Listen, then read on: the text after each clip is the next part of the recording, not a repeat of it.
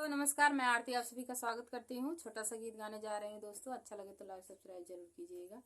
Comment करना मत भूलिएगा हमारा गीत कैसा लगा। छोटा सा गीत है।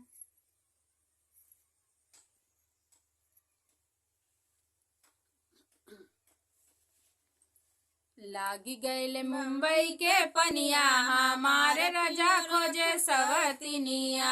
लागी गैले मुंबई के पनिया हमारे पिया रखे सवतिनिया।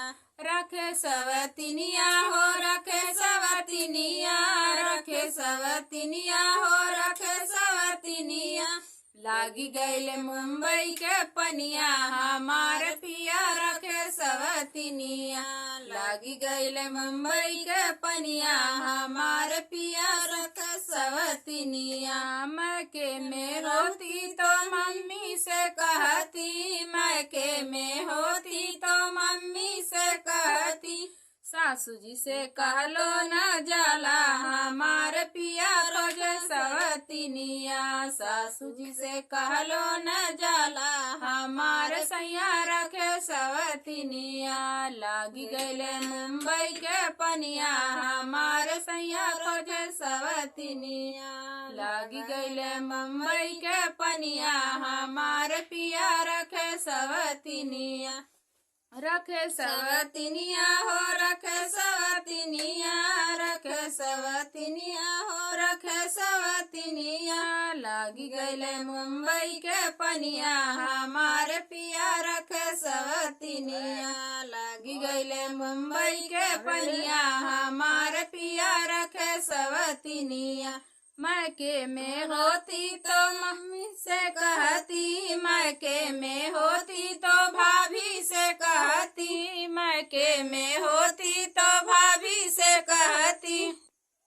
जेठानी जी से कहलो न जाला हमारे पिया रखे सवतिनिया। लागी गैले मुंबई के पानी हमारे पिया रखे सवतिनिया। लागी गैले मुंबई के पानी हमारे पिया रखे सवतिनिया।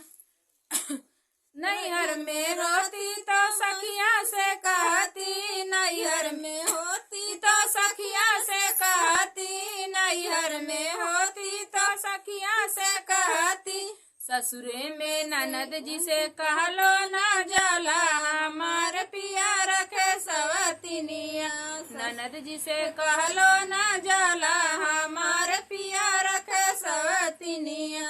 लागी गैले मुंबई के पनिया हमारे पिया रखे सवतिनिया। लागी गैले मुंबई के पनिया हमारे पिया रखे सवतिनिया। दोस्तों, अगर हमारा गीत अच्छा लगे तो लाइक सब्सक्राइब जरूर कीजिएगा। कमेंट करना मत भूलिएगा दोस्तों। और कौन कौन कल जूतियाँ पहना था कमेंट करके जरूर बताइएगा, क्योंकि देखिए हम पहने थे अभी निकाल दिए हैं।